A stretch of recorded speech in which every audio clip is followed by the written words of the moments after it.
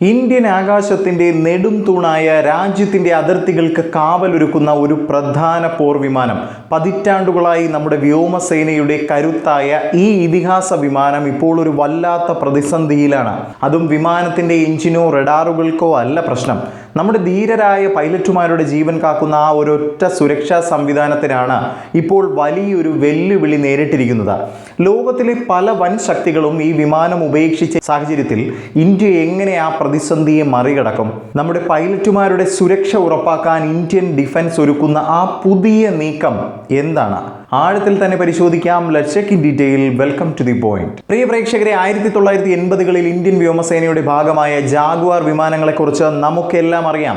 MiG-21 വിമാനങ്ങൾ വിരമിച്ചതോടെ നിലവിൽ നമ്മുടെ സേനയിലെ ഏറ്റവും പഴക്കമേറിയതും എന്നാൽ ഏറ്റവും മികച്ചതുമായ ഒരു പ്ലാറ്റ്ഫോമാണിത്. രാജ്യത്തിന്റെ സുരക്ഷാ ചുമതലകളിൽ മുൻപന്തിയിലുള്ള 6 സ്ക്വാഡ്രണുകൾ, അതായത് 100-ലധികം ജാഗ്വാർ വിമാനങ്ങൾ ഇപ്പോഴും ഇന്ത്യക്കായി കാവലൊരുക്കുന്നുണ്ട്. കാലത്തിനനുസരിച്ച് ഇതിന്റെ റഡാറുകളും മറ്റ് സാങ്കേതിക സംവിധാനങ്ങളും നമ്മൾ പുതുക്കി പണിഞ്ഞുകൊണ്ടിരിക്കുകയാണ്. ലോകത്തിലെ ഏറ്റവും ആധുനികമായ AESA റഡാർ വരെ നമ്മൾ ഇതിൽ വിജയകരമായി ഘടിപ്പിച്ചു എന്നതാണ്. എന്നാൽ പുതിയ എഞ്ചിനുകൾ വയ്ക്കാനുള്ള പദ്ധതികൾ നടക്കാതെ പോയതോടെ ഈ വിമാനങ്ങൾ പഴയ എഞ്ചിനുകളുമായി തന്നെയാണ് ഇപ്പോഴും സർവീസ് നടത്തുന്നത്.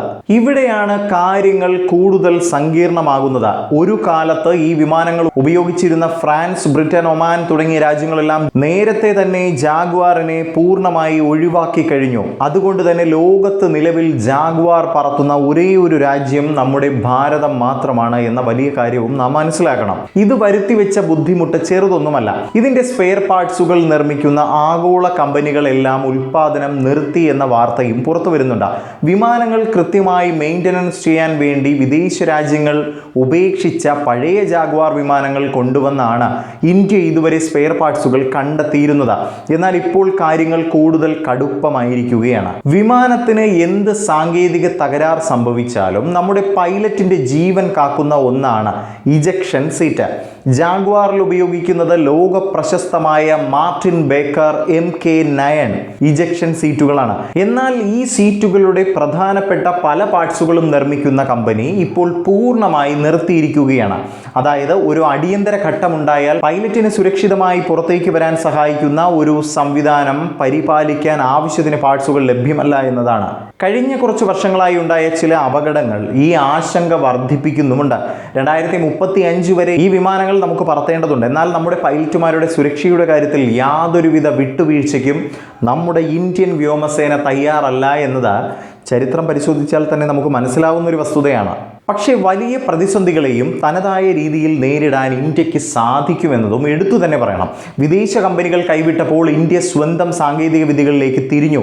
അത്യാധുനിക 3D പ്രിന്റിംഗ് സാങ്കേതിക വിദ്യ ഉപയോഗിച്ച് പല പ്രധാന പാർട്സുകളും നമ്മുടെ വ്യോമസേന ഇപ്പോൾ സ്വന്തമായി നിർമ്മിക്കുന്നുണ്ട്.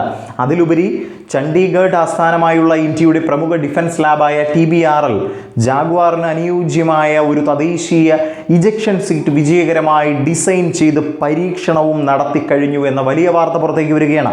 വിദേശ രാജ്യങ്ങളെ ആശ്രയിക്കാതെ നമ്മുടെ പൈലറ്റുമാരെ സംരക്ഷിക്കാൻ ഇന്ത്യ ഇവിടെയും സ്വയം പര്യാപ്തത നേടിയെടുത്തിരിക്കുകയാണ്. തേജസ് മാർക്ക് 1A, തേജസ് മാർക്ക് 2 തുടങ്ങിയ നമ്മുടെ സ്വന്തം അത്യാധുനിക വിമാനങ്ങൾ കൂടുതൽ എണ്ണത്തിൽ വ്യോമസേനയുടെ ഭാഗമാകുന്നത് വരെയുള്ള ഈ സമയവും ഇന്ത്യ സ്വന്തം കരുത്തിൽ തന്നെ സുരക്ഷിതമായി മറികടക്കും എന്നത് എടുത്തു തന്നെ പറയണം. പ്രതിസന്ധികളെ തദ്ദേശീയമായ നീക്കങ്ങളിലൂടെ ഇന്ത്യ നേരിടുന്നതിനെക്കുറിച്ച് നിങ്ങളുടെ അഭിപ്രായങ്ങൾ താഴെ കമൻറ്റ് ബോക്സിൽ രേഖപ്പെടുത്തുക.